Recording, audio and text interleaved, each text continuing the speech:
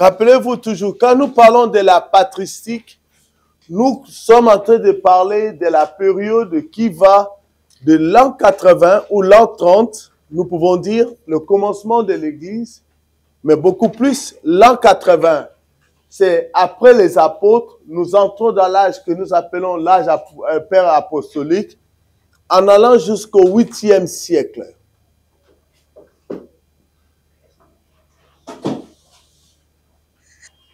Huitième siècle. De l'an 80. L'an 30, c'est le début de l'Église. OK? Dans le cours de l'histoire de l'Église, comme dans la patristique, nous disons de l'an 30 à l'an 80, ça, ce sont les apôtres. De l'an 80 jusque-là, nous avons le père, donc nous avons la période patristique. La période patristique. Patristique. C'est la période patristique.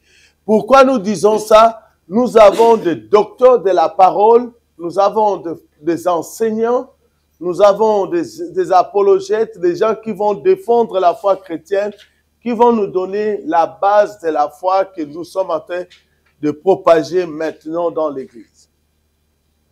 Et cette période ici, c'est la période que nous sommes en train d'étudier. OK? Et dans ce cours, je ferai de mon mieux que vous lisiez la lettre que nous appelons le Didaché, qui est l'enseignement des apôtres. Nous avons déjà lu Didaché jusqu'au 9e chapitre, au 8e chapitre. Là, j'ai le 9e au 12e chapitre de Didaché. Hier, nous avons parlé brièvement de baptême, comment l'administrer, mais aujourd'hui, Didaché nous enseigne autre chose. Il nous enseigne sur l'Eucharistie. Vous connaissez l'Eucharistie, n'est-ce pas? Vous connaissez l'Eucharistie? C'est ce que nous appelons la Sainte Seine, la communion. Quand vous dites communion, ça fait partie, vous faites partie de l'Église catholique romaine. OK? La Bible, les apôtres disent, OK? Écoutez ce que les apôtres enseignent.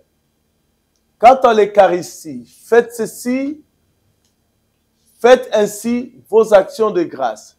D'abord pour la coupe, nous te rendons grâce, notre Père, pour la sainte vigne de David, ton serviteur, que tu nous as fait connaître par Jésus, ton enfant. À toi la gloire pour les siècles.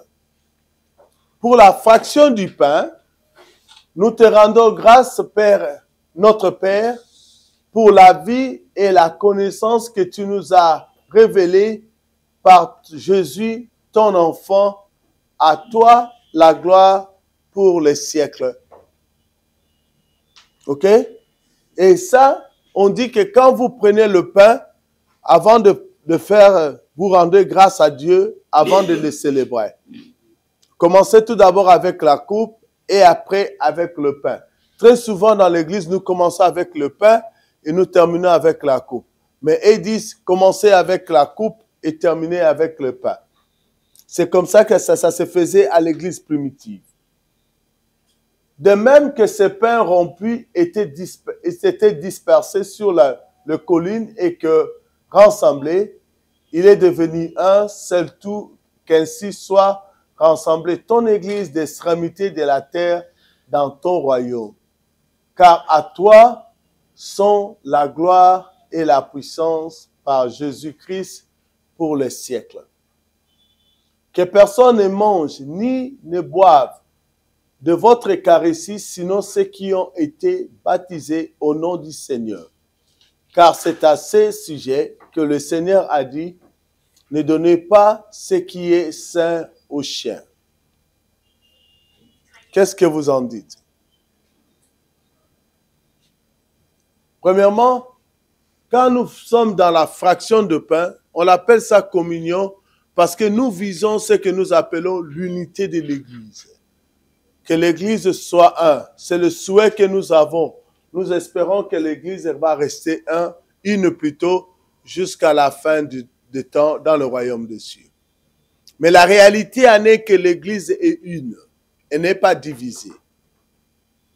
Peu importe votre tendance, peu importe ce que vous croyez, mais quand vous croyez à Jésus-Christ en Jésus comme notre Seigneur et Sauveur, nous sommes un en lui. Ce n'est pas à cause de nous, mais c'est à cause de lui. OK? Yes. Non, vous n'avez pas ça dans votre texte. Vous n'avez pas ça. Quand je me réveille la nuit, je touche à ces cours. Avant de dormir, je touche à ça.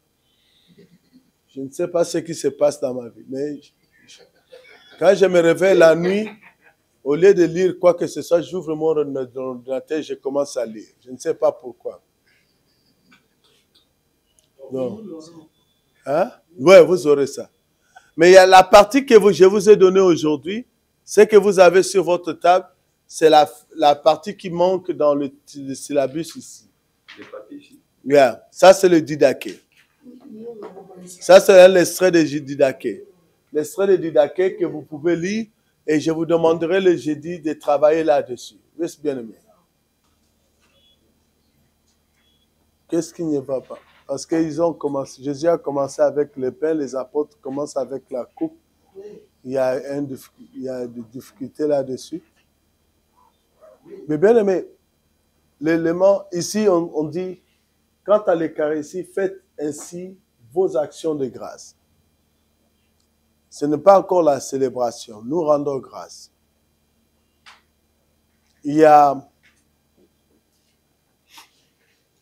J'aimerais vous dire ceci. Nous sommes censés d'être vraiment, on parlait tout de suite là avec le docteur Paul Pindi et l'autre professeur Fouelle qui était avec nous. On était dans la salle de professeurs, on parlait sur la contextualisation. Et vous êtes censés à transcender d'autres éléments d'autres pratiques de la foi chrétienne.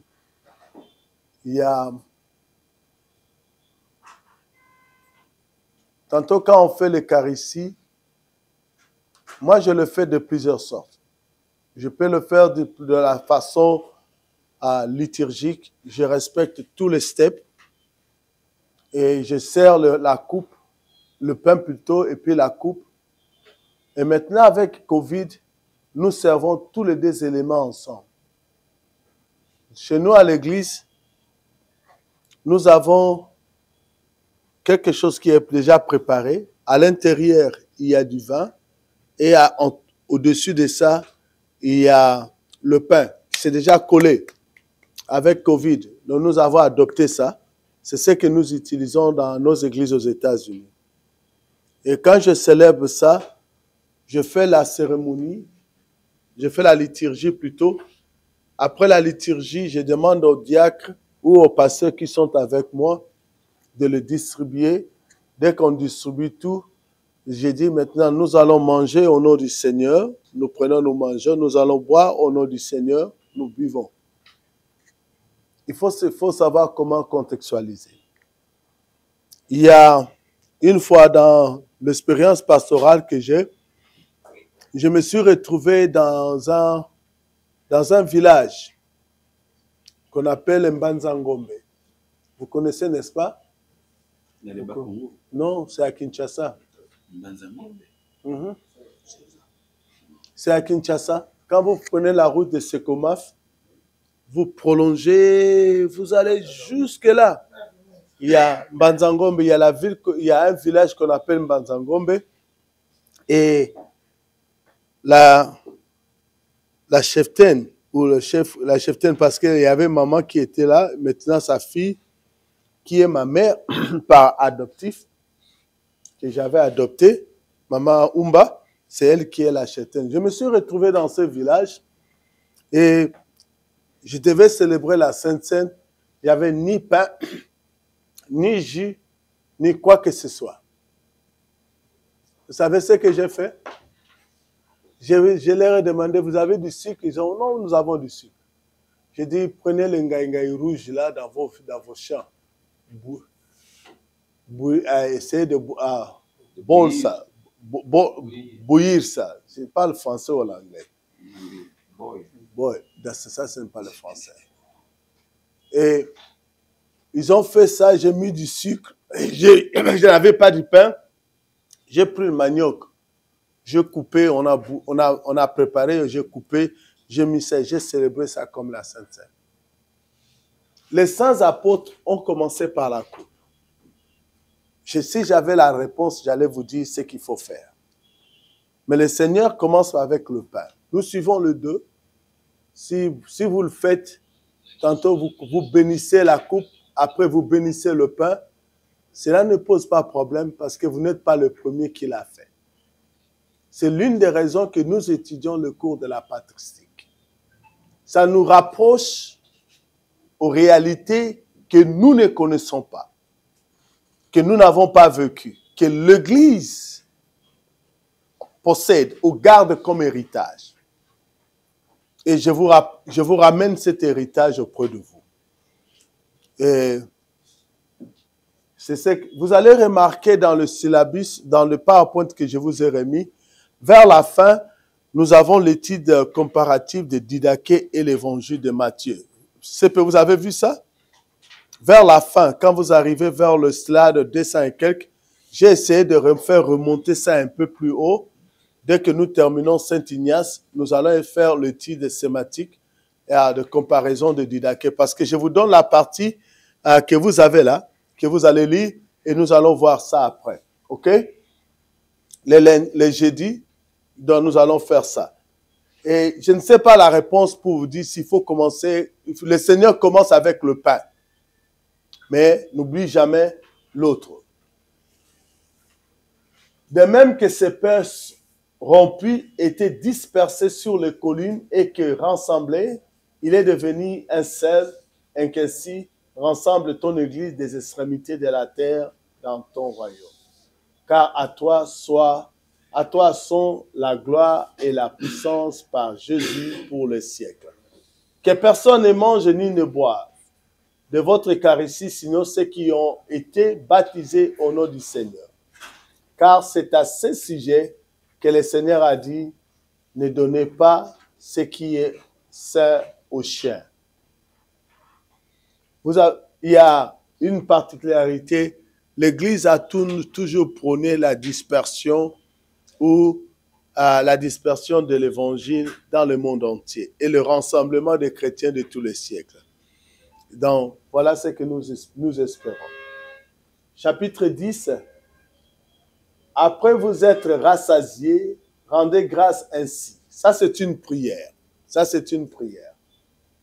Nous te rendons grâce, Père Saint, pour ton saint nom que tu as fait habiter dans nos cœurs et pour la connaissance et la foi et l'immortalité que tu nous as révélée par Jésus, ton enfant. À toi la gloire pour les siècles. J'aime ces écrits. On dit toujours par Jésus, ton enfant. Nous disons le Fils. Nous disons Jésus, le Fils de Dieu. Voilà. Mais ils disaient toujours par Jésus, ton enfant. Par Jésus, ton enfant. Et puis, regardez un peu ça. Et pour la connaissance et la foi et l'immortalité que tu nous as révélée par Jésus. Père Saint, pour ton saint nom que tu as fait habiter dans nos cœurs et pour la connaissance et la foi et l'immortalité. Qu'est-ce que cela vous dit? Il mettait l'accent sur la foi seulement, sur la connaissance et l'espérance. L'espérance. L'immortalité, c'est ce que nous appelons l'éternité, la vie éternelle. Et la connaissance, il mettait l'accent sur la connaissance. Je vous en supplie, par la compassion de Dieu, serviteur de Dieu, servante de Dieu, please, remettez l'étude biblique et les jours des enseignements dans vos églises. Parce que la foi vient de ce qu'on entend. Et ce qu'on entend vient de la parole de Dieu. Et quand nous chantons plus que la parole, nous sommes dans un concert religieux. Et quand nous étudions la parole plus que, nous aurons des connaissances. Si nous chantons, nous serons vraiment de bons adorateurs, de bons chanteurs pour nos églises. Mais si nous ne chantons pas assez, mais nous nous mettons à étudier la parole de Dieu et enseigner la parole de Dieu, bien aimés, vous allez voir, nos chrétiens ils n'auront pas seulement la foi, mais aussi la connaissance. Parce que la foi, sans la connaissance, elle n'est pas très profonde. La foi doit être profonde par la connaissance. Et pour que les membres de l'Église aient l'espérance même, l'immortalité. C'est cet aspect-là, nous ne mettons plus l'accent sur ça. Vous savez, quand nous parlons de la sorcellerie, nous donnons aux gens comme si nous sommes mortels. Et que quand on nous tue, c'est fini pour nous. Quand nous chantons, nous parlons, nous donnons des messages sur la sorcellerie, que les gens vont nous tuer, les gens sont derrière nous. Nous enlevons l'espoir dans le cœur des gens. Et les gens ont tendance à s'accrocher dans ce monde pour ne pas bouger. Donnons la connaissance, la foi et l'immortalité. Ça, ce sont les promesses que nous avons reçues de la part de Dieu. Vas-y, papa. Je vais terminer par rapport à la première phrase. Après être rassasié. En fait, quand on parle de cette scène par rapport à son origine, c'était une table qui était bien garnie, bien assaisonnée ou quoi? Parce qu'apparemment, après être rassasié, ce n'est pas de la quantité. Non, c'est après la célébration. Après la célébration. N'oublie pas, là, il y avait une tradition dans l'église. Dans l'église primitive.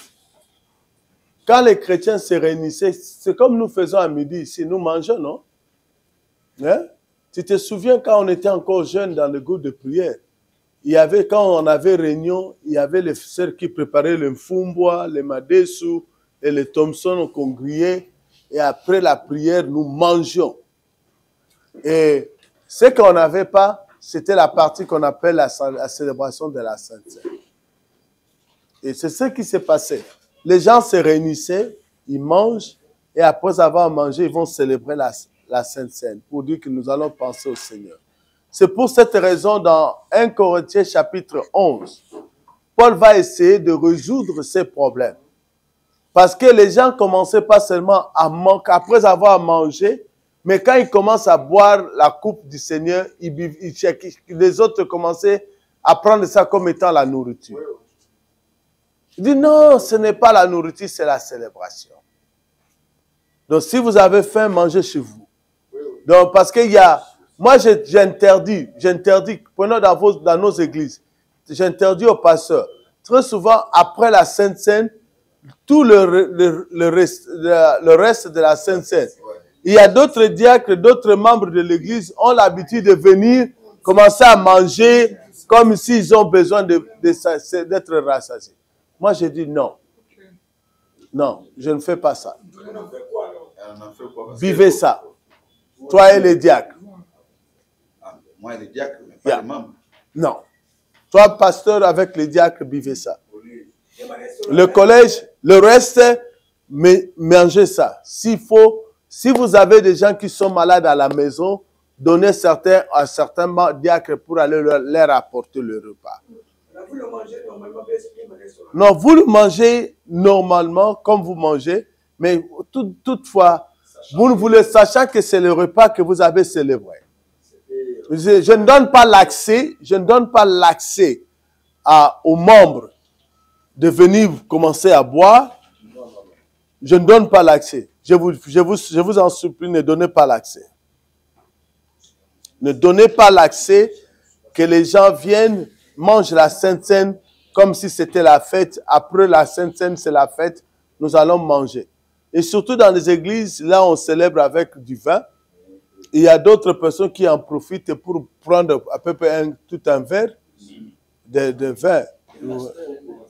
Même les pasteurs eux-mêmes aussi. Ils s'enivrent. Il faut retourner. Si vous n'êtes pas capable, retournez le reste dans la bouteille. C'est pourquoi j'aime le système que nous avons maintenant aux États-Unis. Parce que vous avez ça ensemble.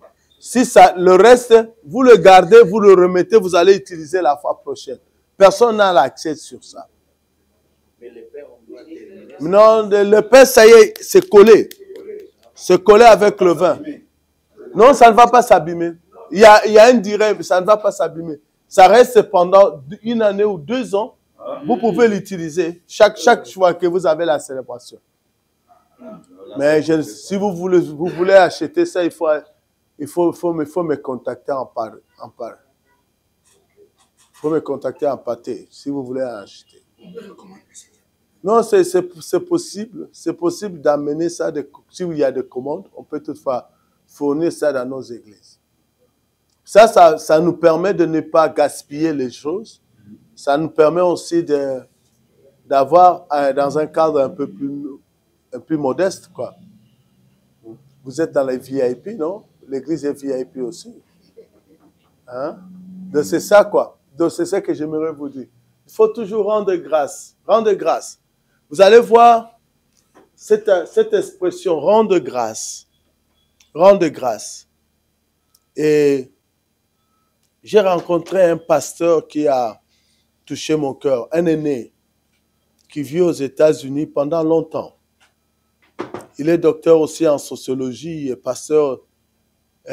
Il est le représentant de l'ECC aux États-Unis. On était avec le président national quand nous sommes allés le voir. Quand vous marchez avec ce pasteur, vous êtes avec lui, il dit toujours, Seigneur, ta grâce. J'en ai besoin. Aide-moi, Seigneur, ta grâce. J'ai trouvé ça, c'était merveilleux. Bien-aimés, nous ne vivons que par la grâce. Si nous sommes capables de faire ce que nous sommes en train de faire, c'est par la grâce de Dieu. Ce n'est pas par notre mérite. La foi chrétienne, ce n'est pas la foi de mérite. Et c'est cesser de dire aux gens que si tu fais ça, Dieu va faire ça. Dieu n'est pas 1 + 1 = 2. Dieu n'est pas comme ça. Dieu aime les gens qui se soumettent à lui. Dieu aime les gens qui dépendent de lui. Dieu aime les gens qui se sentent, qui sont incapables, ils veulent que lui puisse agir dans leur vie. Là, nous ne péchons pas, nous prions. Tout ça, ce sont des choses que nous devons en avoir. Ce n'est pas pour que Dieu puisse faire quelque chose. Ok? Ça sent comme si c'est mon épouse qui appelait. C'est pourquoi j'aimerais vous dire, cessez de montrer au peuple de Dieu que 1 + 1 = 2.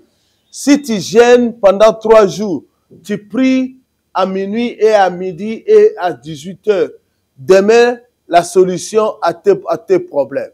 Non, ce n'est pas ça. La solution du problème de ce monsieur-là, ça va dépendre tantôt pas de lui, mais de votre foi, vous comme serviteur de Dieu. Quand la personne vient auprès de vous, vous soumettre le problème, sentez-vous que toujours que vous êtes incapable et vous allez implorer la grâce de Dieu pour que Dieu puisse agir. Et Dieu, quand vous implorez Dieu, dans sa miséricorde, il nous répond d'une manière ou d'une autre.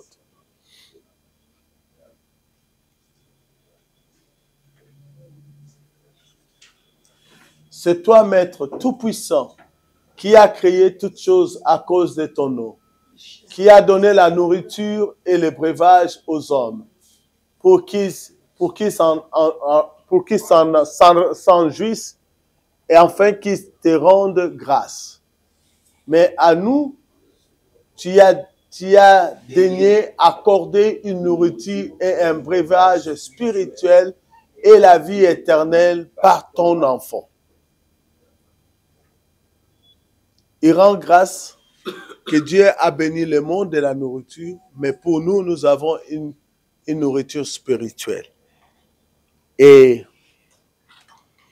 quand on est enfant en Christ, le pain que nous mangeons et la coupe que nous buvons, c'est juste le mémorial. Et l'Église a discuté pendant longtemps. Les luthériens, comme le presbytérien et comme l'Église catholique, croient que ce n'est pas seulement le pain, c'est le corps mystique de Jésus qui s'incarne à ces éléments et que nous mangeons. Nous ne mangeons pas seulement du pain, mais nous mangeons le Seigneur lui-même.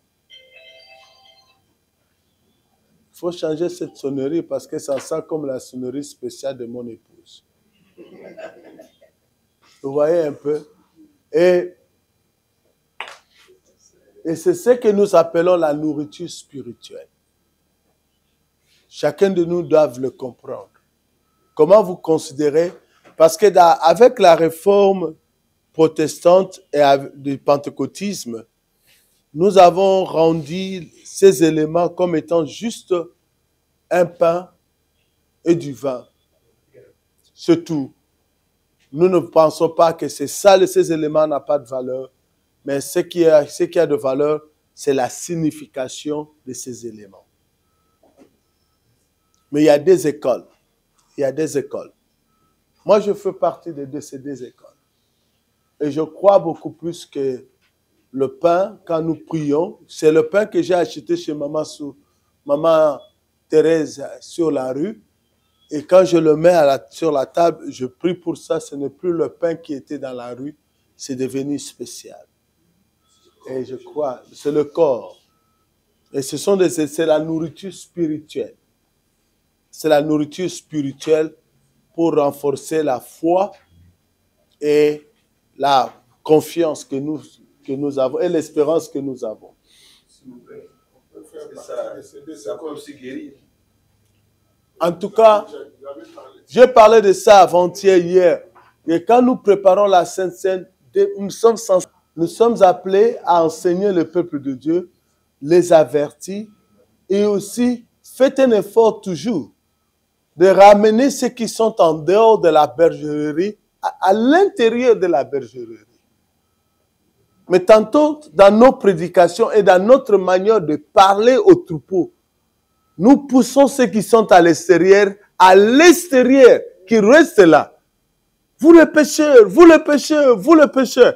Mais montrez la grâce et la miséricorde de Dieu. C'est la même grâce, la même miséricorde que toi et moi nous avons reçue. Si Dieu permettait que chacun de nous, comme nous sommes là, moi le premier, que notre vie commence à passer sur l'écran, depuis l'enfance jusqu'à aujourd'hui, personne ne peut hériter le royaume des cieux. Mais nous allons l'hériter par la grâce de Dieu. Et si nous avons fait le deuxième engagement dans la foi chrétienne, c'est-à-dire que nous avons accepté de servir le Seigneur, le but pour lequel le Seigneur est venu, ça reste le but primordial de notre mission. Il est venu chercher les pécheurs, il est venu chercher les malades, il est venu chercher ceux qui étaient perdus, qui reviennent. Ne lisez-vous pas que dans la parole de Dieu, que le Seigneur, qui avait un berger qui avait 100 brebis, que l'un de ces brebis était perdu, il a pris les 99 brebis, il les a mis sur la montagne, lui il est parti à la recherche d'un seul brebis. Ne lisez-vous pas ces saintes écritures? Que le Seigneur nous a montré que lui-même, le Dieu, le créateur des ciels et de la terre, il est descendu sur la terre pour chercher l'humanité qui était perdue. Si Dieu est descendu pour chercher les gens, et pourquoi pas nous sommes appelés à chercher nos semblables qui sont perdus? C'est la mission que les églises existent. Les églises n'existent pas pour les offrandes. J'aimerais bien recevoir les offrandes, percevoir les offrandes. Et chaque dimanche, quand vous avez les offrandes, surtout vos 10 000 offrandes, apportez-moi les 20% de ces offrandes, parce que le lundi prochain, je vais commencer à ouvrir mes comptes. J'en ai besoin aussi. Mais nous avons besoin d'une seule chose. les âmes des gens.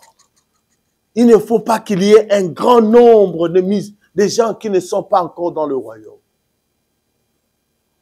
Je suivais un pasteur Eston Kasereka, de l'église de l'Arche à Goma. Il parlait, il nous donnait les statistiques mondiales, le nombre de chrétiens et les non-chrétiens. Quand vous mettez les bouddhistes, quand nous mettons les bouddhistes, les hindous, les musulmans et toute autre religion, les autres et les athées, vous les mettez ensemble, ils sont plus nombreux que nous. Donc, ce qui veut dire, notre mission est urgente. Et puis, vous savez une chose que nous sommes en train de marquer, quelle opportunité qui nous manque. Vous savez laquelle? Nous avons maintenant en RDC beaucoup des étrangers. La MONUSCO a apporté tous les soldats du monde ici de n'importe quelle nationalité. Suite aux discussions, suite aux problèmes que nous avons à l'interne, dans nos églises, et nous ne sommes pas capables d'atteindre tous ces étrangers qui étaient venus au milieu de nous. Ils sont venus et ils partent sans l'impact de l'évangile. Mais vous savez le complot, vous pleurez pour l'Est, mais le complot est grand. Je vais ouvrir la parenthèse, je vais enfermer rapidement, permettez-moi. Et quand nous étions dans la guerre de 96 à 97 ou 98 jusqu'en 2006, et pendant cette période, le monde était en train de discuter sur ce que nous appelons la globalisation, l'économie mondiale. Ils étaient en train de discuter. Les intellectuels congolais et les politiques congolais étaient totalement à l'écart de la discussion à cause de la guerre. Et la majorité des gens n'avaient pas l'autorisation de voyager et n'avaient pas l'autorisation de sortir, si pas aller seulement dans des conférences et rentrer. Vous savez ce que le monde a décidé? Le Congo reste, comme le président Museveni le dit, devant tout le monde à haute voix, le Congo reste le coffre-fort du monde entier. Et le monde entier cherche ce que nous appelons une partie de la RDC. Une partie. Nos amis rwandais, ougandais, burundais font la guerre à l'Est, mais les autres ne font pas la guerre. Ils entrent sournoisement pour nous envahir. Et dans la foi chrétienne, parce que le Congo, nous y étions déjà à 97% de chrétiens ici. On était à 77. Maintenant, on doit diminuer ce nombre-là, selon l'islam. L'islam trouve qu'il y a trop de chrétiens en RDC. Il faut diminuer les nombres. Non loin de Chelmounou ici, quelque part là, il y a une école qui est financée par Saudi Arabia, par l'Arabie Saoudite à 100%. Et les frais scolaires, tous les enfants qui y vont, ils ont la bourse pour étudier. Et ces enfants-là, ces petits-enfants, qui vont de 4 ans jusqu'à 18 ans, on leur enseigne l'islam, le Coran. Vous savez pourquoi? C'est pour diminuer ça. Et puis, il y a l'autre stratégie missionnaire que les musulmans ils ont considéré. Ils ont utilisé la même stratégie que les Américains, les Britanniques, les autres ont fait en RDC. Ils ont la décision, dans chaque village, il faut qu'il y ait une mosquée. Mais nous perdons le temps. Nous perdons le temps. Et quand nous superposons des églises sur les avenues, au lieu de le mettre dans le village, les autres sont en train de prendre nos villages. Et celui qui en a beaucoup, donne à d'autres qui n'en ont pas. Parce que les frères qui veulent aller au village ne peuvent pas aller parce que vous en avez beaucoup. Et ce que vous avez, vous le voulez garder pour votre seul. Pour vous seul. Et c'est une bénédiction. C'est la grâce que vous avez reçue de la part de Dieu. Partageons-en pour protéger l'évangile et la foi. Maman Charlotte est là. Je suis Papa Paul quand il est aux États-Unis, quand il part. Il a un souci de stopper ça. De stopper l'avancée de l'islam dans l'Afrique francophone. Boko Haram et tous ces mouvements terroristes et tous ces mouvements des rebelles et tout ce qui se passe. Les M23. Il y a toujours un agenda caché derrière ça. Mais nous perdons le temps à discuter sur autre chose. Hein? Nous voulons être des évêques. Je crois maintenant nous aurons les évêques maréchals bientôt. Nous aurons un évêque maréchal. Parce que déjà, nous avons les évêques généraux. Nous avons les archibishops. Les archibishops, et là, l'autre dit que non, je ne peux pas être archevêque, je dois être évêque général. Et après, nous aurons évêque maréchal. Et puis les évêques amiral. Vous voyez un peu? Donc, voilà un peu ce que j'aimerais vous dire. Le Congo est sous la convoitise du monde entier. C'est un fruit mûr. Du monde entier. Et vous avez vu dernièrement, il y a le minerai qui vient d'être découvert, la pierre là. Ouais. Quand vous mettez des fils, ça brûle, ça s'allume. Ouais. Les scientifiques ne connaissent pas ça. Ils sont en train de se poser la question, c'est quoi? Ils sont en train d'extrapoler. Dans le cahier de chimie, cette pierre n'existe pas. Cette pierre n'existe pas. Ouais?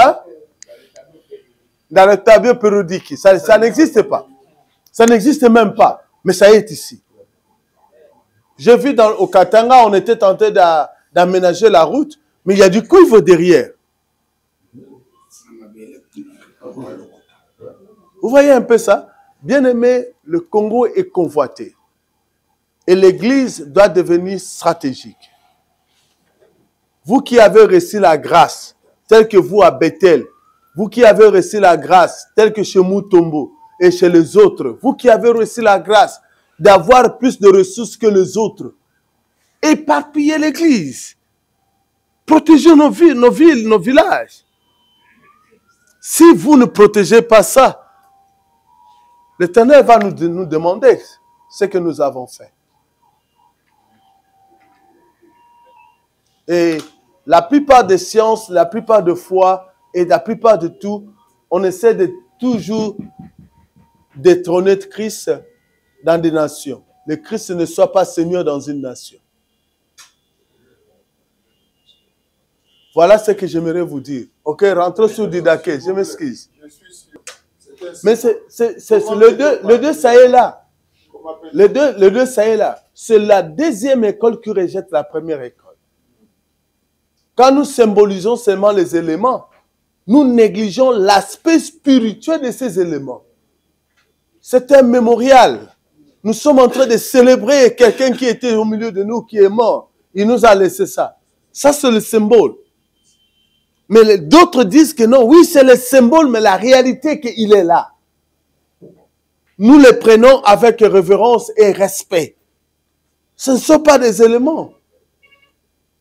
La première école, inclut la deuxième école. La deuxième école n'inclut pas la première école. La première école, depuis le commencement de l'Église jusqu'au XVIIe siècle, au XVIe siècle, nous n'avons pas discuté de ces éléments comme étant quelque chose qui était seulement mémorial. L'Eucharistie, pour 16 siècles durant, n'était pas mémorial. L'Eucharistie a été toujours célébrée avec révérence. Parce que nous croyons que le Seigneur lui-même est présent au milieu de nous. Il est là dans sa gloire, dans son omnipotence, dans sa personnalité. Et c'est pour cette raison, ceux qui sont malades au milieu de nous, quand ils le touchent, ils sont guéris.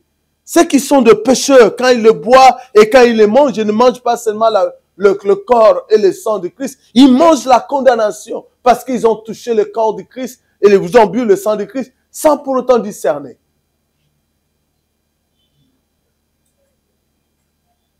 C'est là où ces places, laissez-moi vous dire, laissez-moi vous parler, c'est là où nous pouvons parler de ce que nous parlons, de la spiritualité de ces éléments. Comme il est dit, ce sont les aliments spirituels.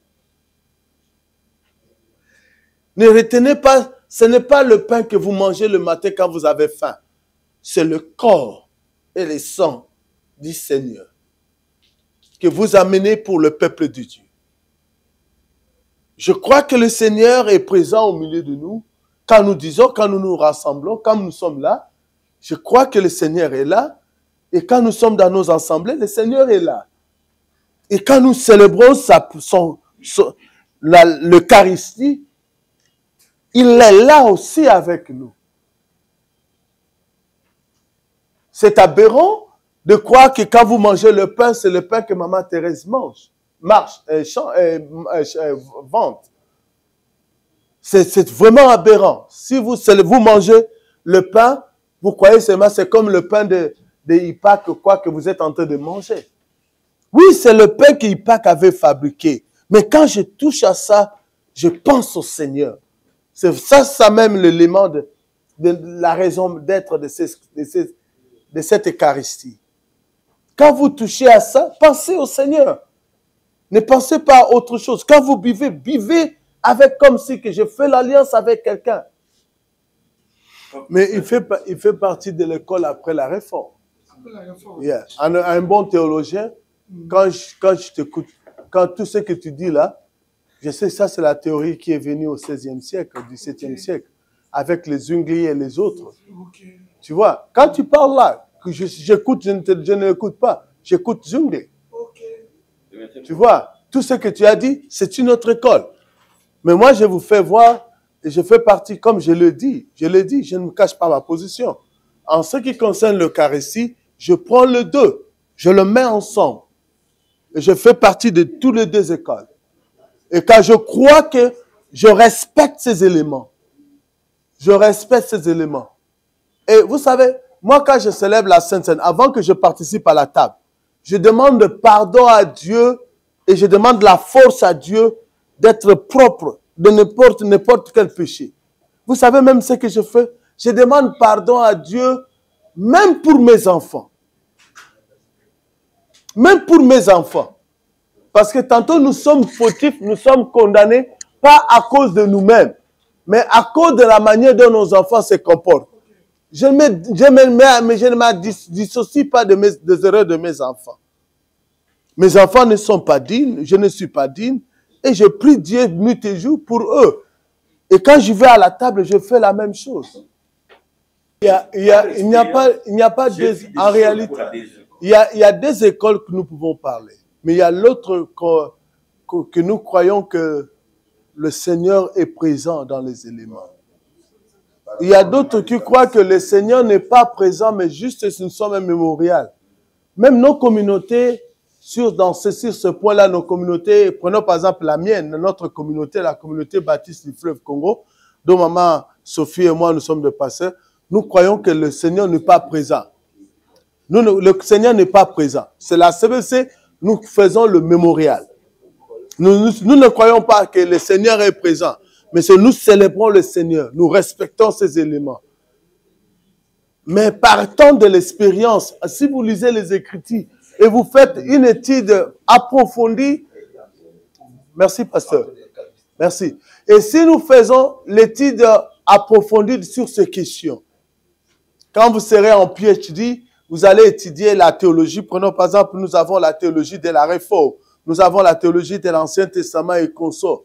Et quand nous allons vous entrer dans des questions approfondies sur ce sujet, vous allez remarquer que n'oublie jamais l'aspect historique des doctrines. N'oublie jamais ça. Parce que nous craponnons et nous accrochons très souvent sur l'aspect spirituel. Le Seigneur m'a révélé que je dois baptiser au nom du Seigneur, au nom de Jésus seulement, c'est fini. Mais qu'est-ce que les apôtres ont fait pendant tous ces siècles? Pierre a baptisé au nom de Jésus et il a baptisé au nom du Père, du Fils et du Saint-Esprit. Et nous voyons tout ce que nous sommes en train de voir dans la patristique. Tous ces enseignements nous aident, nous illuminent, nous ouvrent les yeux pour que nous puissions avoir dans notre tête non pas seulement le Seigneur qui est spirituel, mais aussi qui est une réalité historique. N'oublie jamais à ça. L'Église n'est pas seulement spirituelle. L'Église est spirituelle et historique. Et quand vous détachez l'Église de son histoire, ce n'est plus l'Église. L'Église reste attachée à son histoire parce que le Messie que nous avons attendu, qui était venu en Jésus-Christ, et que notre père Abraham, qui a reçu les promesses de la multiplication de la multitude, et nous avons eu le prophète, nous avons eu tous ces mondes-là, tous ces mondes ont vécu dans le temps et dans l'espace. Ne détachez jamais l'Église de son histoire. Et pendant des siècles, durant l'Église protestante, les églises protestantes, je dirais, à la réforme protestante, nous avons rejeté totalement la partie historique de l'Église à partir de pères apostoliques de l'an 80 jusqu'à notre siècle. Nous avons considéré ça comme étant la partie pour l'histoire de l'Église catholique romaine. Et même ici, comme nous disions, hier, il y a un ami qui a dit, j'ai oublié la personne, qui a dit que quand nous disons Église catholique, vous sentez comme si vous êtes à l'Église catholique romaine. Ouais, mais ce n'est pas vrai. Il ne faut pas croire comme ça. Ils se sont appropriés de ces non. Ils ne se sont pas appropriés de ces noms-là. Ils ont gardé les noms tels que ça devait être. Nous nous sommes éloignés de ça. C'est comme si quand vous quittez la maison de vos parents, vous allez ailleurs. C'est vous qui êtes partis. Mais si vous sentez que non, oui, nous sommes obligés de revenir sur cette notion-là et nous restons là. J'ai fait un peu de recherche et quand pour l'appellation pape, c'est venu vers 1046. Mais il y a au moins 10 siècles avant que nous n'avons pas eu de pape. Quand l'autre cherche à être plus puissant, il veut être l'évêque maréchal, ne veut pas être l'archibishop, c'est autre chose. Et c'est pourquoi j'ai dit, bien aimés, nous qui sommes dans l'église, résolvons nos problèmes le plus vite que possible. Ne gardons pas le conflit, ne gardons pas le désagrément, ne gardons pas tout ce qui se passe que nous ne nous accordons pas maintenant. Ne gardons pas ça pendant longtemps. Si nous avons des serviteurs, que nous trouvons que le pasteur qui est à côté de moi, mon église peut le supporter, mais ailleurs. Dis au frère, va faire le ministère ailleurs. Nous allons te prendre comme étant nous allons être tes supporters, tes soutiens. Mais nous sommes là, nous sommes en train de faire l'œuvre, n'est-ce pas? Nous sommes en train de faire l'œuvre. Mais il y a des gens qui prient pour nous. Il y a des gens qui prient pour nous. Maman Charlotte est là, elle peut vous dire, nous avons des gens qui prient pour nous parce que nous sommes venus ici. Mais ces gens-là, vous ne les verrez jamais ici. Mais ils sont ici à travers nous. Ils sont ici à travers nous. Je n'aimerais pas mettre Maman Charlotte à l'aise. Maman peut vous dire. Nous qui vivons à l'Occident, c'est par la grâce de Dieu. Ce n'est pas par nos efforts. Ce n'est pas par mes moyens. C'est par la grâce de Dieu, la miséricorde de Dieu. Et Dieu touche d'autres personnes. Et c'est pour cette raison-là que nous sommes là. Moi, j'ai éduqué mes enfants à l'école, j'ai payé 24 000 $ par an. Combien j'ai payé? 0. C'est la grâce de Dieu, n'est-ce pas? Si des groupes de gens disent que nous allons supporter les études pour ces enfants-là. Vous savez ce que Dieu dit, ce que Dieu vous a fait. Vous êtes l'église de Moïse Mbié. Va dire à Moïse que Dieu l'a mis expressement à limiter, au premier rue limité. Et non loin de là, il a mis un groupe de prostituées. qu'on appelle Pakadjouma. Si cela ne vous interpelle pas, vous êtes censé de prier encore. Je ne suis pas un prophète, mais je crois à la prophétie. Que Dieu vous parle plus que moi. Parce que Dieu vous a mis au premier rue limité et il va susciter. Quand Papa Moïse, Papa Mbiye a commencé l'église, il n'y avait pas ce phénomène de Pakadjouma, n'existait pas. Parce que c'était la forêt. Mais maintenant, les choses ont changé quand il est affaibli et vous êtes venus avec la multitude de gens qui viennent ailleurs. Mais à côté de vous, il y a un groupe de gens que vous ne pensez même pas. Organisez des écoles, achetez ce terrain-là, changez la vie de ces jeunes dames, donnez-les le moyen d'apprendre le métier, encouragez-les, faites le ministère auprès de ces jeunes dames, aux jeunes hommes de Koulouna qui sont à côté de vous là. Vous savez ce que Dieu fait? Il amène Atom dans le même coin. Il amène les Nigériens dans le même coin. Et nous tous, les prophètes qui sont là, et personne ne dit aux gens, réveillez-vous. Dieu vous appelle dans une mission particulière. Je ne suis pas prophète, mais je crois aux prophéties. Que cela nous interpelle. Parce que ce n'est pas un hasard que vous avez implanté votre église là où vous avez implanté votre église. Ce n'est pas un hasard. Parce que si c'était un hasard, Dieu n'existerait pas. Si Dieu n'était pas au contrôle, Dieu n'allait pas agir à travers vous. Mais comme Dieu agit à travers vous, il vous contrôle d'une manière ou d'une autre. Au-delà de vos attendements, de vos plans spirituels que vous avez. Et Dieu lui-même peut vous ramener dans des coins que vous n'avez même ni l'envie d'y aller. Réveillez-vous. Nous sommes dans l'église. Que je termine. Vas-y, papa. Toi, tu n'as jamais parlé. Nous n'en avons pas.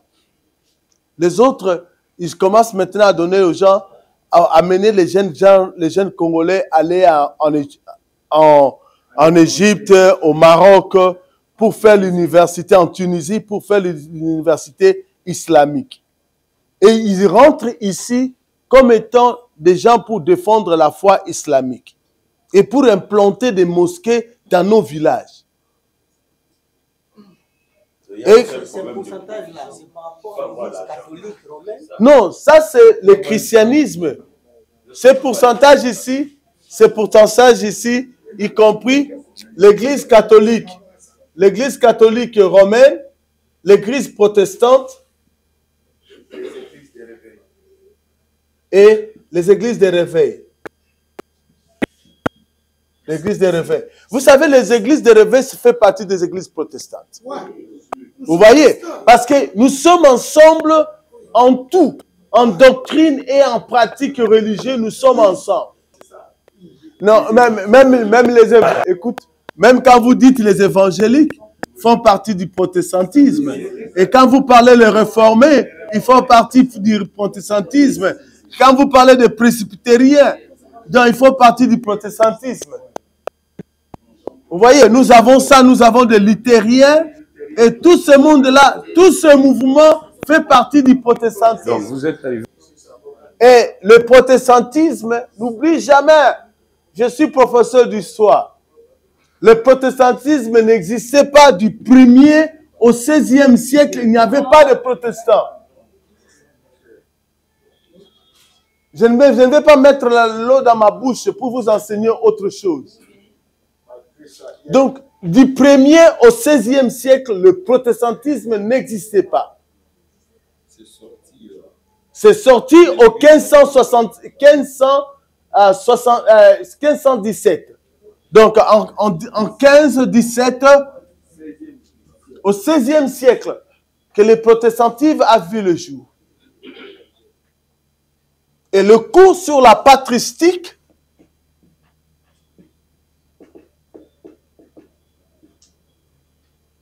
rappelle le protestantisme. Oh, votre héritage. Vous êtes parti très loin. Votre héritage. Votre héritage.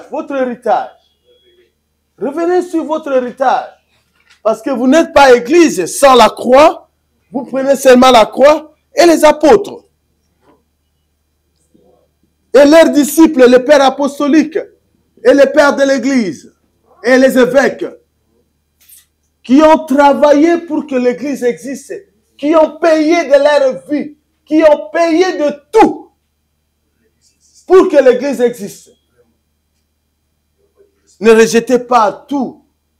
Vous voyez, il y a des hommes qui ont parlé, qui ont enseigné, qui ont marché dans la foi que nous sommes en train de marcher maintenant. Qui ont gardé cette foi jusqu'à perdre leur propre vie. Revoyons un peu ça. Avant toute chose, nous te rendons grâce parce que tu es puissant. À toi la gloire pour les siècles. Souviens-toi, Seigneur, de ton Église, pour la délivrer de tout mal et de la rendre parfaite dans ton amour. Et rassemble-la de quatre vents. Elle que tu as sanctifiée dans ton royaume, que tu lui as préparé, car à toi sont la puissance et la gloire au siècle des siècles. Que la grâce arrive et que ce monde passe. Hosanna au fils de David. Si quelqu'un est saint, qu'il vienne. S'il ne l'est pas, qu'il se répande. Maranatha. Ça, c'est la liturgie, presque la liturgie pour célébrer l'Eucharistie. Et ce que nous venons de lire, c'est la prière. Vous voyez un peu ce que je vous ai dit? J'ai suivi un pasteur qui a dit aux gens, si quelqu'un n'a pas péché cette semaine, venez manger la Sainte Seine. Si vous avez péché, ne venez même pas à la table. Mais lui-même, il a fait ce qu'il a fait, il a mangé. Il sait parce qu'il n'a pas péché. Vous voyez? Mais tous les membres de l'église avaient peur. Parce que le pasteur a parlé avec autorité, de telle sorte que tout le monde avait peur. Mais ici, les apôtres diront, si quelqu'un est saint, qu'il vienne. S'il ne l'est pas, qu'il se répande. C'est ça. Il y a une possibilité. Il y a le pardon. Le pardon est là. Nous sommes sauvés par la grâce. Ok? Vous voyez un peu? Mettez l'accent sur la sainteté. N'oublie jamais ça. Qui peut venir à la table du Seigneur? Celui qui est pardonné de ses péchés. Celui qui est saint. Mais si quelqu'un n'y est pas, donnez la place à cette personne de se repentir. N'oublie jamais ça. Ok? Chapitre 11. Si donc quelqu'un vient et vous enseigne tout ce qui vient d'être dit, recevez-le. Seulement si le séducteur se dévoie et vous donne un autre enseignement de manière à renverser celui que vous avez reçu, ne l'écoute pas. D'autre part, s'il enseigne de manière à confirmer la justice et la connaissance du Seigneur, recevez-le comme le Seigneur.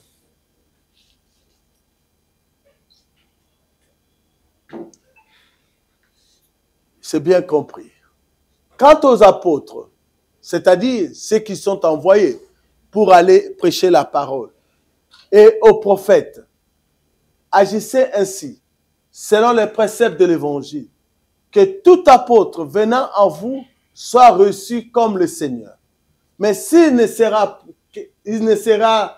que d'un jour, deux, s'il est besoin, s'il reste 3 jours, c'est un faux prophète. En partant, que l'apôtre ne prenne rien, sinon le pain suffisant pour atteindre l'endroit où il passera la nuit. S'il demande de l'argent, c'est un.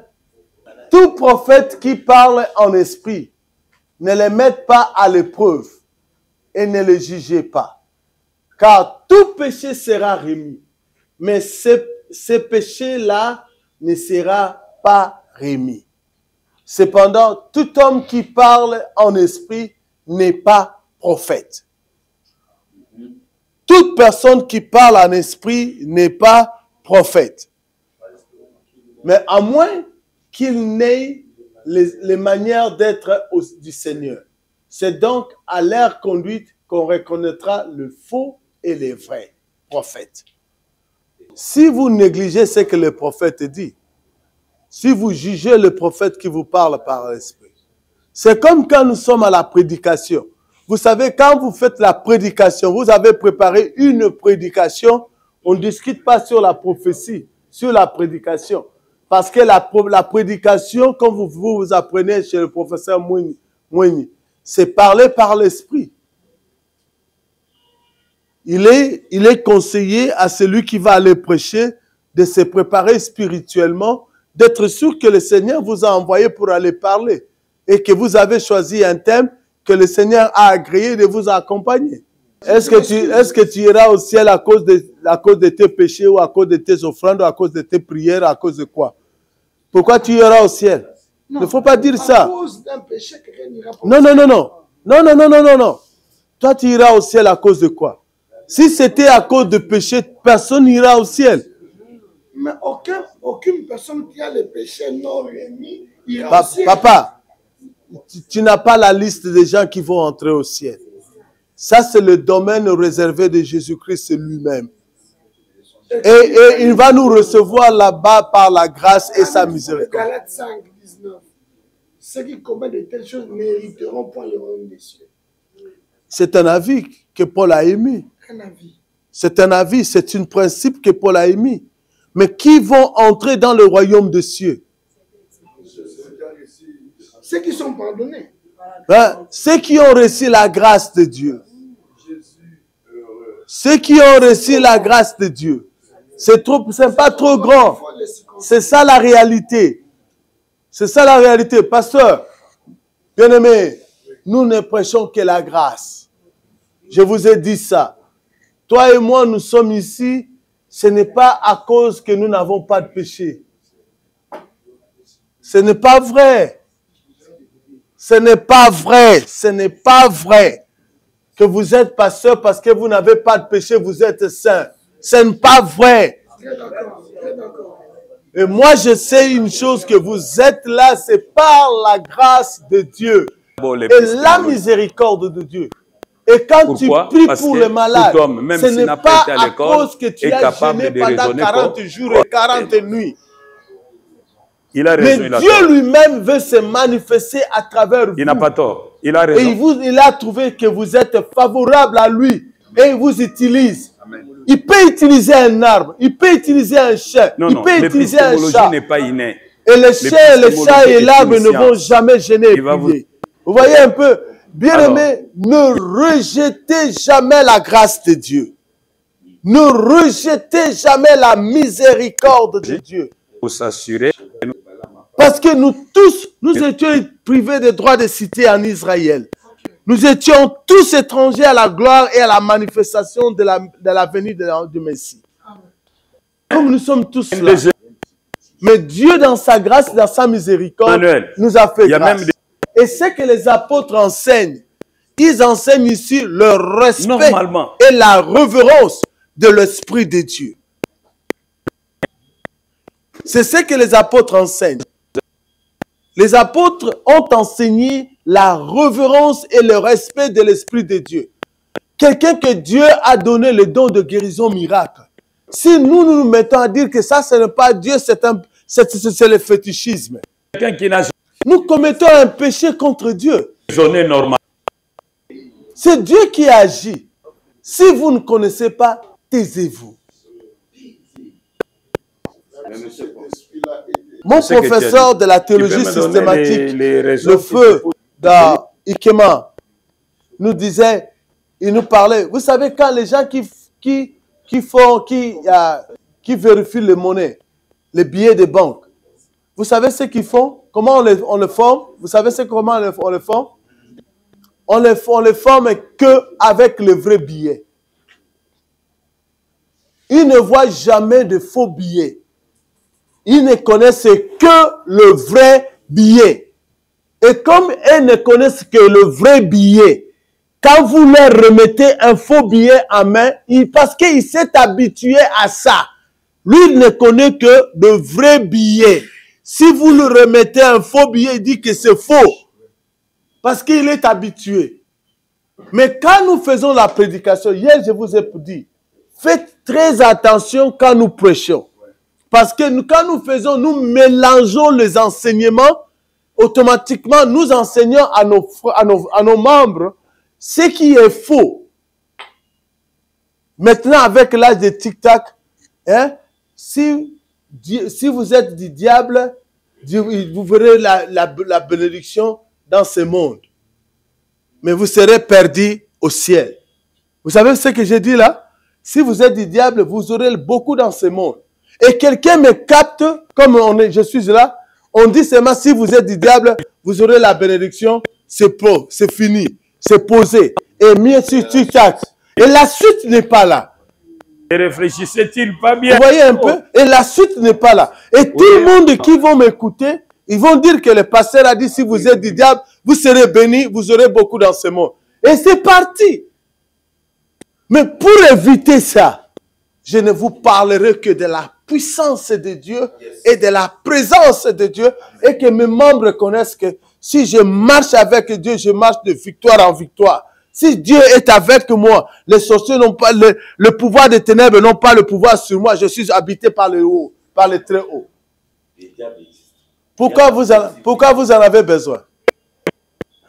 Kombo, nayonkolo, esepeli saka, ngai motema o, nalingaka koyoka kombo mosusu te. C'est ayonkolo.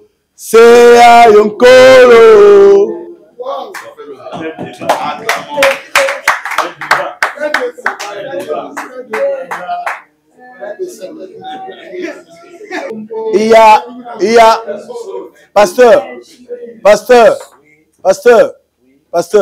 je vous parle ici les choses, tantôt je vous dis, ce n'est pas pour vos membres. Ok? Si vous allez donner l'hamburger à votre bébé de 3 semaines, vous allez tuer cet enfant. Mais attendez que l'enfant ait 12 ans, 8 ans. Donnez-le l'hamburger, ça serait quelque autre chose. La nourriture solide. On ne donne pas la nourriture solide au bébé. Mais nous mélangeons. Tantôt, nous faisons des campagnes d'évangélisation avec le son, avec la nourriture solide. Avec la nourriture du diable. La sorcellerie. Et il y a beaucoup de gens dans l'église, il y a même ceux qui ne connaissent pas le Seigneur. Mais vous prenez tout ce temps, toute une semaine, en train de parler des diables, des œuvres du diable et consorts. Et même avec un ancien sorcier, soi-disant un ancien sorcier, vous l'avez invité pour témoigner. Quand vous lui posez la question, est-ce que tu es pasteur? Non. Est-ce que tu es prophète? Non. Est-ce que tu es docteur? Non. Qu'est-ce que tu es? Je suis seulement venu donner le témoignage de ce monde de ténèbres.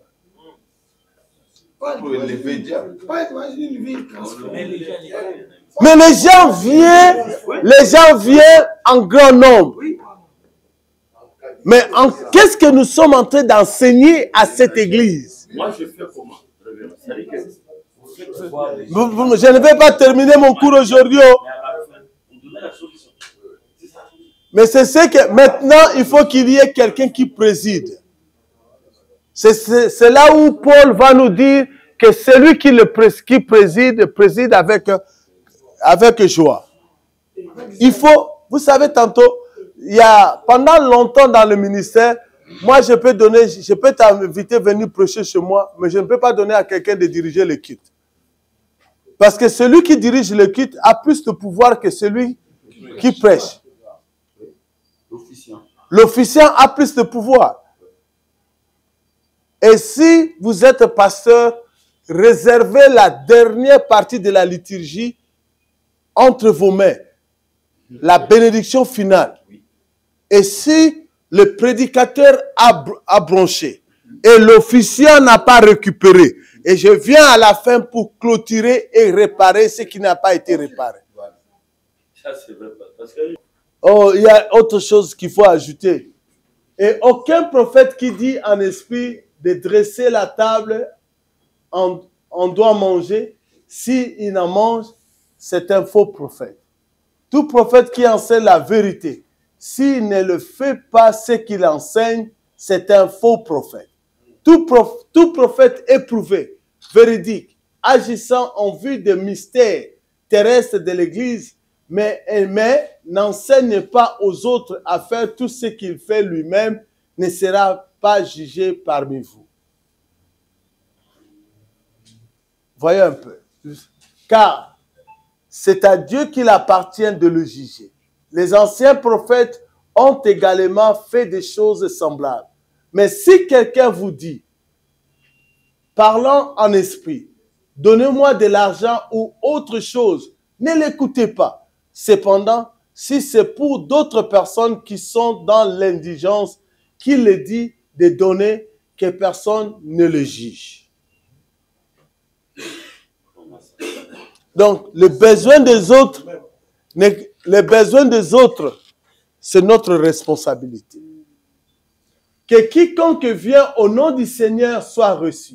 Puis, après l'avoir mis à l'épreuve, vous le connaîtrez, car vous aurez l'intelligence de la droite et de la gauche.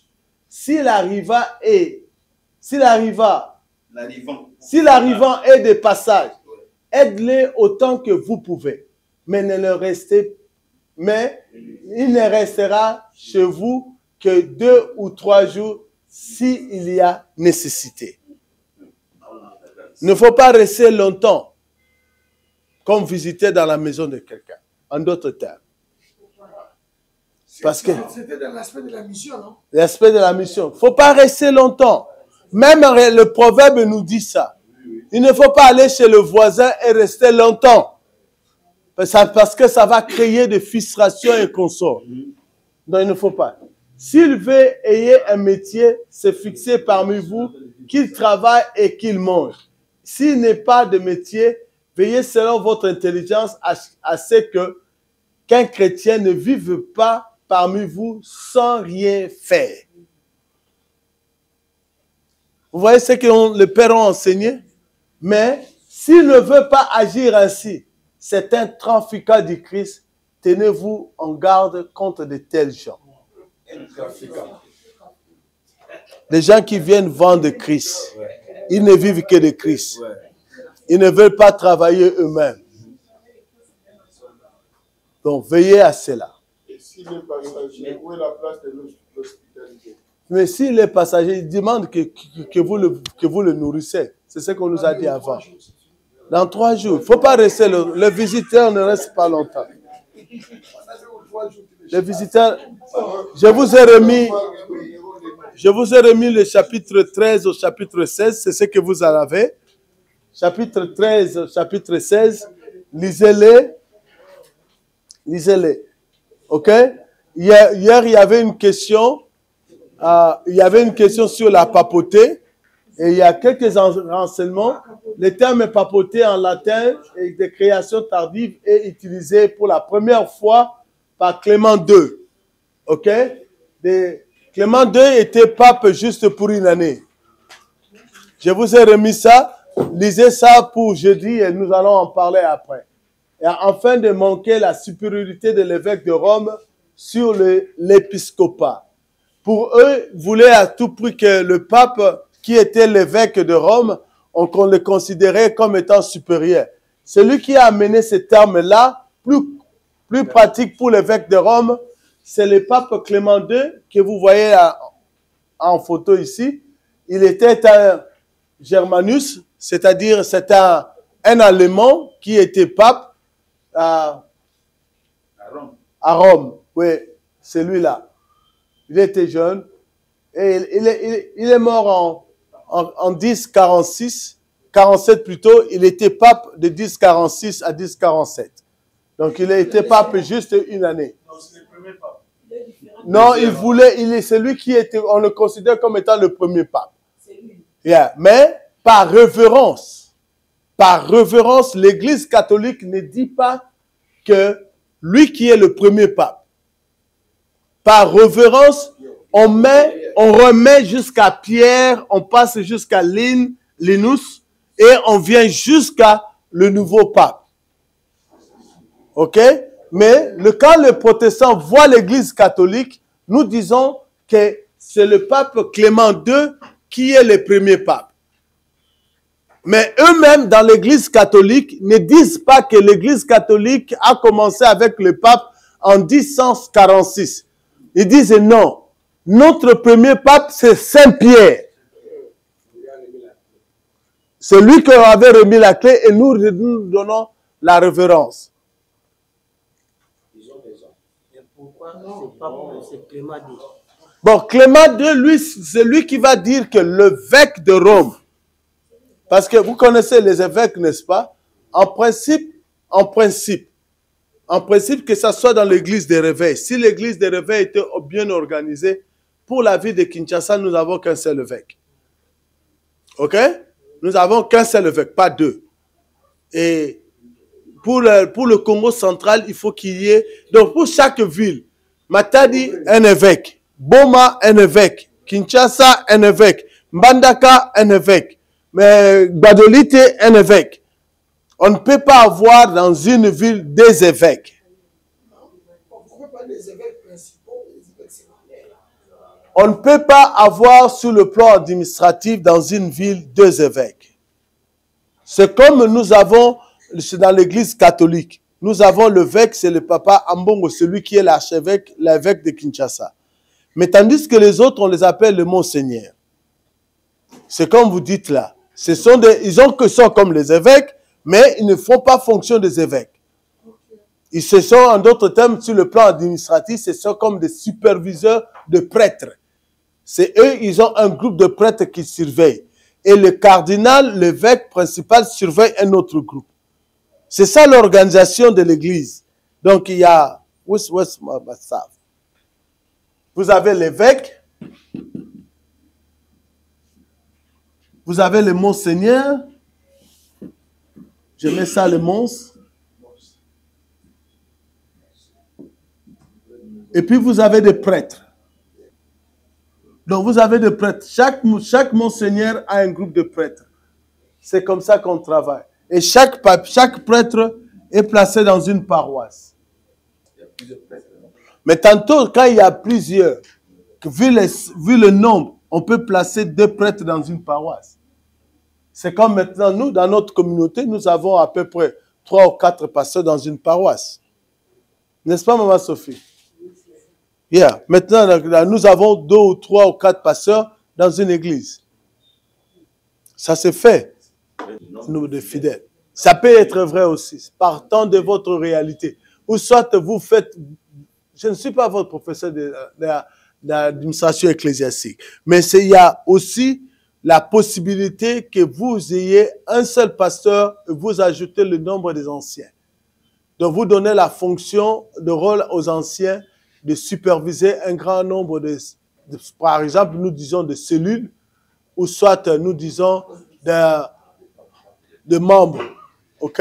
Vas-y, pasteur. Il y a celui qui a au moins, pas seulement officialisé le mariage, célébré le mariage, mais celui qui a parrainé tout le mariage dans l'église.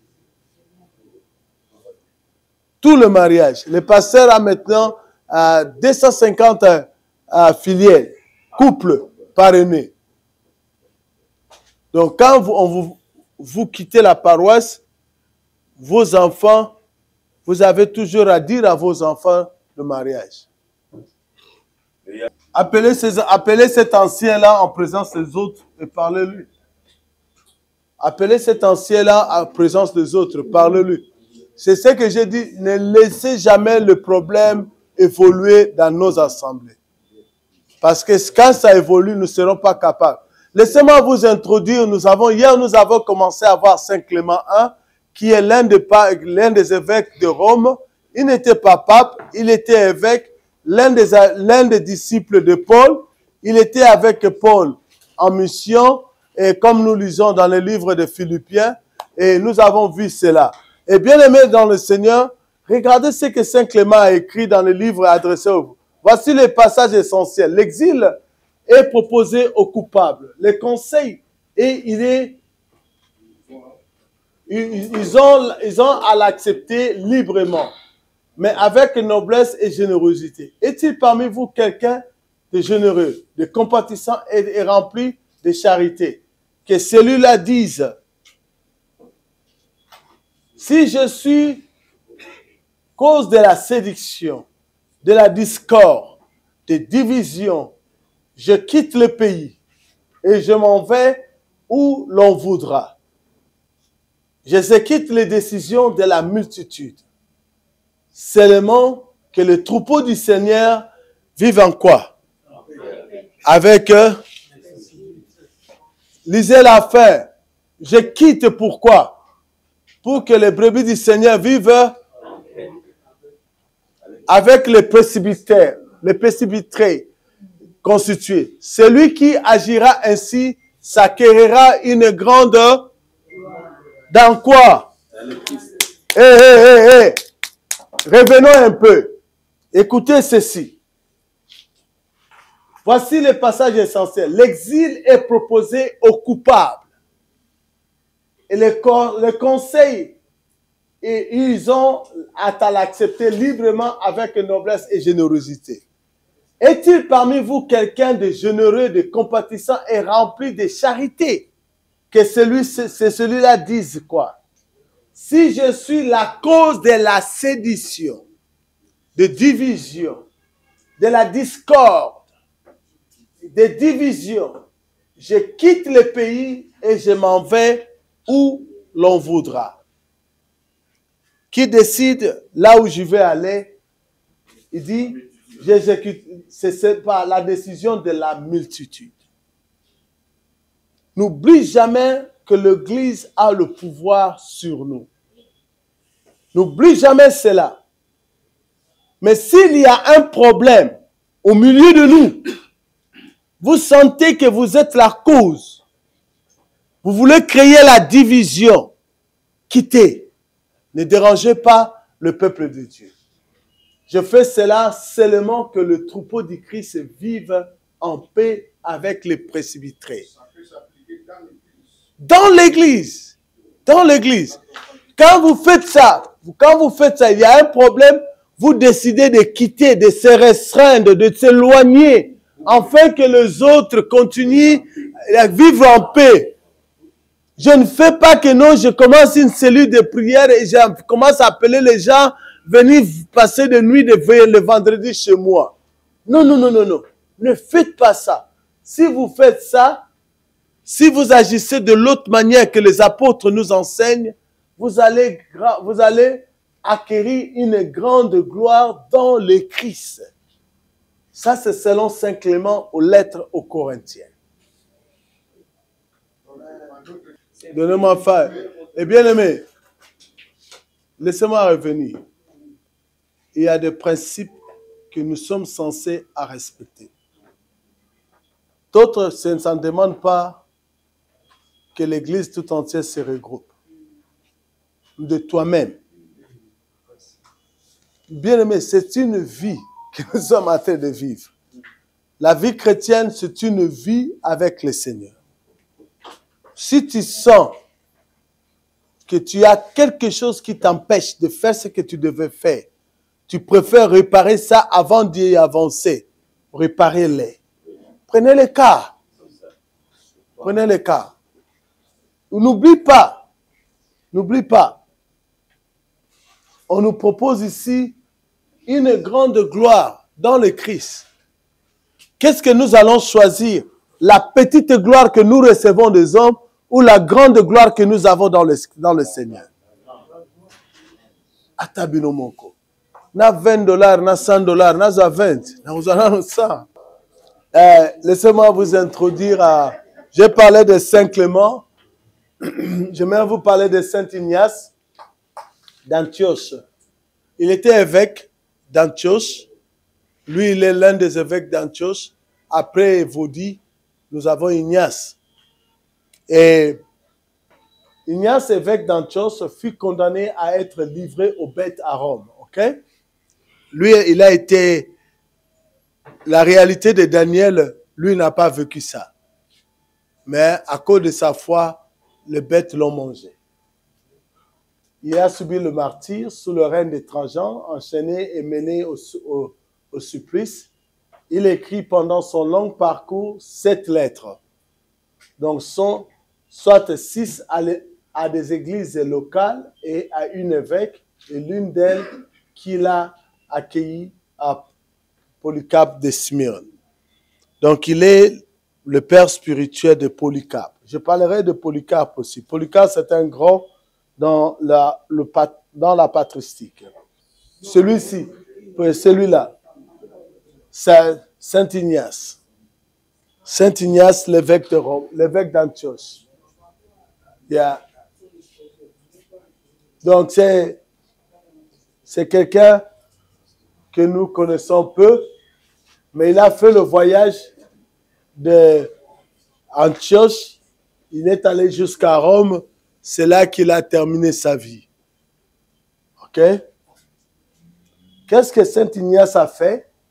Saint Ignace a combattu le docetisme qui confirme que Jésus n'est pas une personne historique, mais n'avait pas la nature humaine, mais il était totalement Dieu.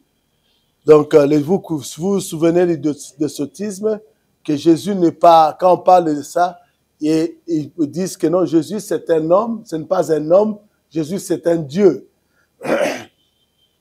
OK? Donc, quand nous enseignons ça, nous approchons, c'est cela. Si vous niez l'humanité de Jésus, vous niez le Christ que nous proclamons.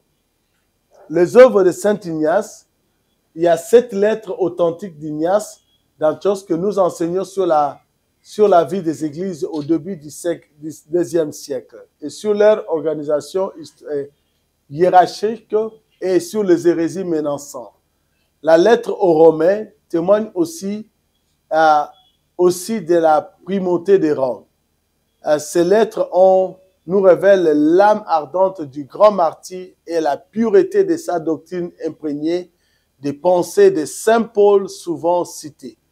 Et tout autant de cela que nous retrouvons dans les écrits johanniques. Donc, Saint Ignace, retenez bien, c'est un disciple de Paul et il a combattu les hérésies et il a combattu certaines autres, la primauté de Rome. Déjà au deuxième siècle, Rome avait tendance de dire que c'est là où l'empereur siège et que nous sommes le pape, l'évêque qui est là-bas est supérieur à d'autres évêques parce que il est en contact avec l'évêque. Vous allez, si vous lisez l'empereur plutôt, si vous lisez l'histoire du Clément II, celui qui a amené le concept pape, et lui, il a fini sa vie, il était tout le temps avec Henri IV, qui était l'empereur, et il marchait avec l'empereur partout là où l'empereur partait. Donc c'est ce qu'il a fait, il a fini sa vie. Comme ça, là, dans cette histoire.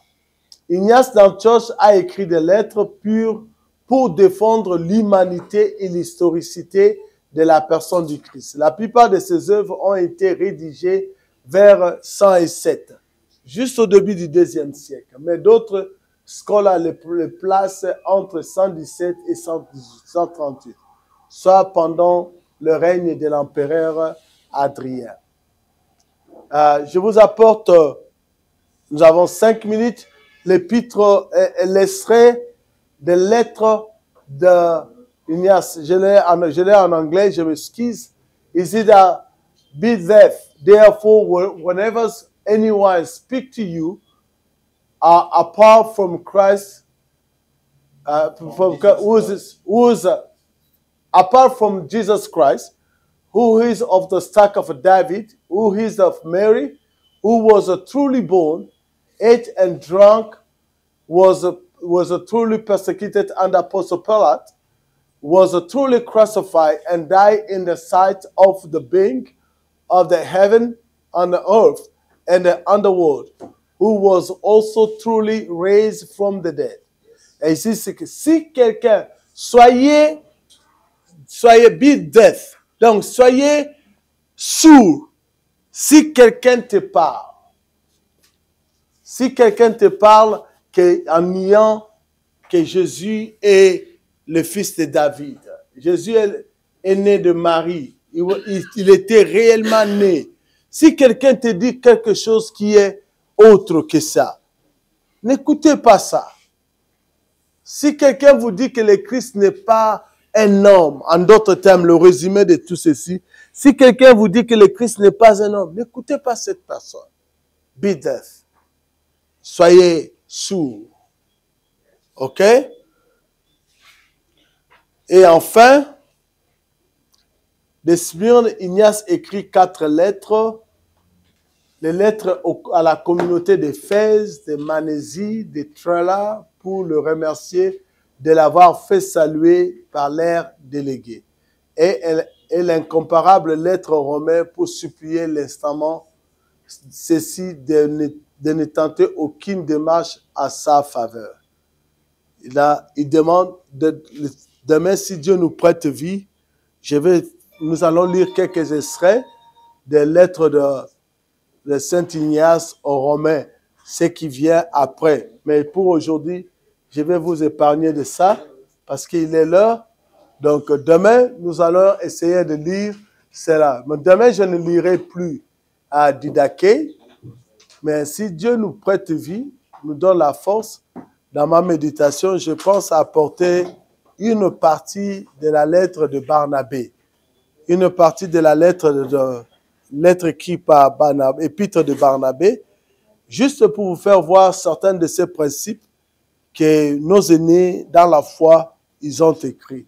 Voilà ce que j'avais à vous enseigner pour aujourd'hui. Merci beaucoup.